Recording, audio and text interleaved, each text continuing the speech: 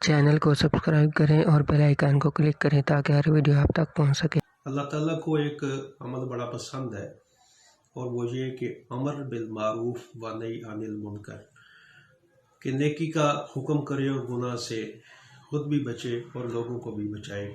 جب بھی بندہ نماز پڑھے اور نماز کے ساتھ ساتھ اپنے گھر والوں کو بھی نیکی کی دعوت دے، اور اگر کوئی باہر سے فون آ جائے یا فون کرے کسی کو تو اس پر بھی نیکی کی دعوت دے، تاکہ یہ سلسلہ جو ہے یہ چلتا رہے۔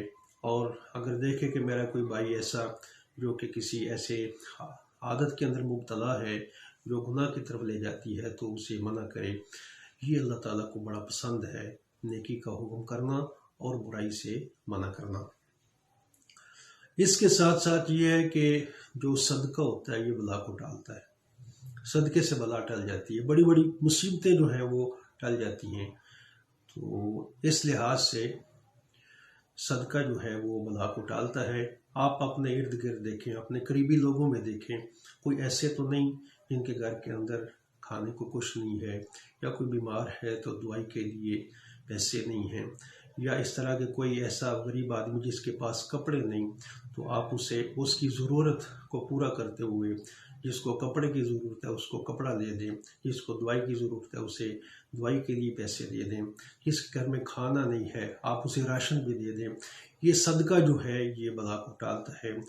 امیر لوگ، صاحب ثروت جو لوگ ہیں وہ اس طرح بھی یہ جو اجتماعی بیماری آئی ہے اس کا علاج کر سکتے ہیں۔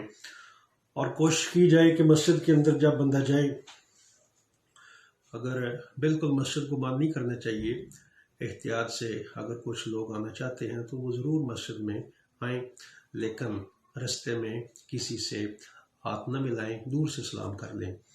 اور جب مسجد میں آئیں تو کوشش کریں کہ اپنا مصلی ساتھ لے کر آئیں، تاکہ اس مصلی پر نماز پڑھ کے وہ مصلی واپس لے جائیں۔ اسی طرح نماز پڑھنے کے بعد دور سے سلام کریں اور سلام کر کے نکل جائیں۔ کوشش کریں کہ گھر میں وضو کریں اور سنتے بھی گھر میں ادا کریں، باجماعت نماز ادا کریں، اور نماز پڑھنے کے بعد باقی جو سنتے اور نوافل ہے وہ بھی اپنے گھر جا کر ادا کریں۔